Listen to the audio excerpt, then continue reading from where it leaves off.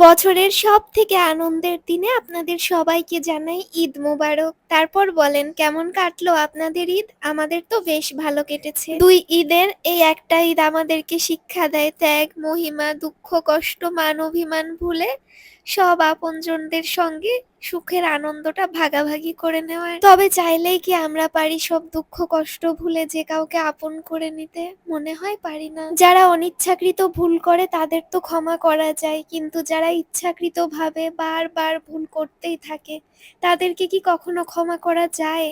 আদৌ না। কিছু দুঃখ কষ্ট আঘাত সারাটা জীবন আমাদের বয়ে বেড়াতে হবে এবং মৃত্যু পর্যন্ত এর শেষ নেই। আর আমরা চাইলেও এই দুঃখ কষ্টগুলোর সীমারেখা পার করতেও পারবো না। এই তো এইভাবেই চলছে আমার মতো আপনাদের প্রত্যেকের জীবন, তাই না? আমাদের এই ছোট্ট জীবনে মাঝে মধ্যে কিছু আনন্দের দিন আসে, যেই সময়টা আমাদের কাছে স্মরণীয় হয়ে থাকে। আমাদের কাছে আজকের দিনটাও ছিল তেমনই খুব সুন্দর একটা দিন। তবে দিনে যতই পরিশ্রম করি, রাতে যখনই বিছানায় শুতে যায় না, কিছু গোপন ব্যথা মনে পড়ে, অজান্তেই চোখ দিয়ে পানি ঝরে। কতকাল যে শান্তিতে ঘুমায় না।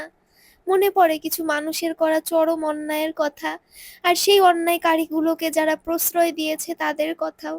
আমার জীবনে দুঃখ কষ্ট দেওয়া মানুষগুলোকে আমি কোনোদিন ভুলবো না।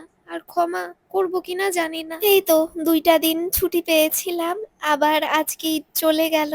আবার একদিন পর থেকে আমার শুরু হয়ে যাবে প্রতিদিনের মতো প্রচন্ড কার্যক্রম। সারাদিন রাত একটানা পরিশ্রম করে যাব সবসময়ের মতো। এই ২টা দিন রেস্ট নিয়ে অনেক ভালো লাগছে।